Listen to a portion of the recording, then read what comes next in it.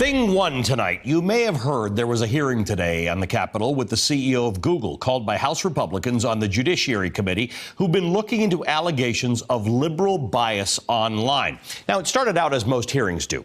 Google CEO Sundar Pichai entered a packed room, ready to face the assembled congressmen and women. But as soon as Pichai took his seat, the Monopoly man settled in right behind him, over his left shoulder. Look at that.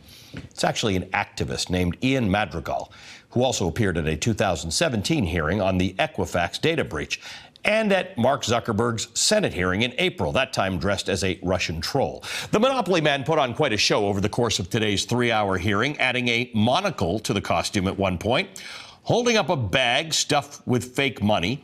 And at one point, he upgraded the mustache to a supersized mustache, and then the old 4 mustaches at the same time gag. But the Monopoly man was actually not the most cartoonish character at today's hearing. No, that honor goes to most of the Congress people asking the questions. That's thing 2 in 60 seconds. If it wasn't already obvious from the fact that they called a hearing in the first place that the Congress people on the House Judiciary Committee really don't know how the internet works, let alone how search engines work, it was made quite clear today by the questioning of the CEO of Google. I Googled American Health Care Act, and virtually every article was an attack on our bill. Article after article alleging that our bill would result in millions and millions of people losing the great care that they were supposedly getting under Obamacare. I have a 7-year-old granddaughter who picked up her phone before the election, and she's playing a little game, kind of game a kid would play, and up on there pops a picture of her grandfather. How does that show up on a 7-year-old's iPhone who's playing a kid's game?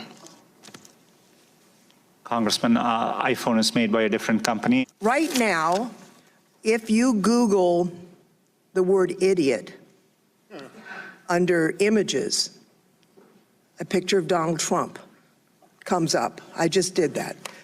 How would that happen? My chief of staff went on, she told me, every night for 2 weeks and put proper, honest information in with proper annotations, and Wikipedia's liberal editors around the world would knock it out every day and instead put up a bunch of garbage. Let me just conclude here by stating the obvious. If you want positive search results, do positive things. If you don't want negative search results, don't do negative things. Hey there, I'm Chris Hayes from MSNBC. Thanks for watching MSNBC on YouTube. If you want to keep up to date with the videos we're putting out, you can click subscribe just below me or click over on this list to see lots of other great videos.